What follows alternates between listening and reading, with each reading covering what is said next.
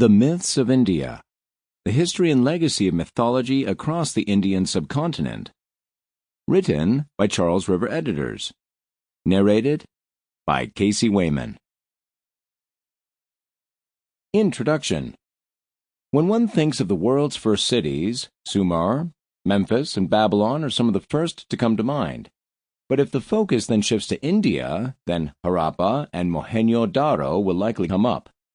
These cities owe their existence to India's oldest civilization, known as the Indus Valley Civilization or the Harappan Civilization, which was contemporary with ancient Mesopotamia and ancient Egypt, and had extensive contacts with the former, making it one of the most important early civilizations in the world. Spread out along the rivers of the Indus River Valley, hundreds of settlements began forming around 3300 BCE, eventually coalescing into a society that had all of the hallmarks of a true civilization, including writing, well-developed cities, a complex social structure, and long-distance trade.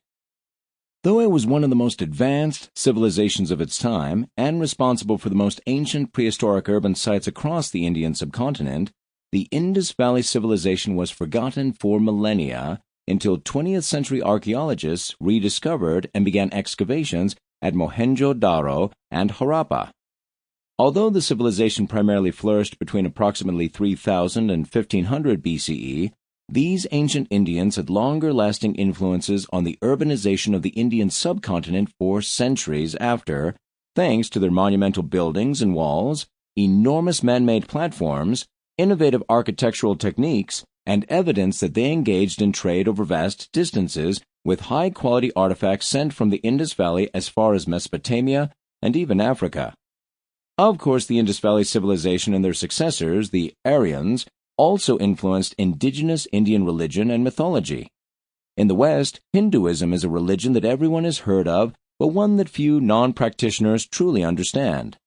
Today it is widely regarded as one of the world's great religions and considered the indigenous religion of India with practices and beliefs stretching back thousands of years.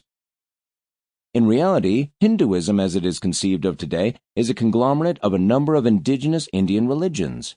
In fact, prior to the migration of Islam and the corporate invasion of the British, Hinduism may not have existed at all. Rather, a number of local religious traditions had very old belief systems dating back hundreds or thousands of years, depending on the tradition, and many worshipped gods that are no longer worshipped today. In essence, it was only through the non-indigenous populations in India, namely the Turks and later the British, who defined what Hinduism was. The British, in particular, asked only a certain Sample complete. Ready to continue?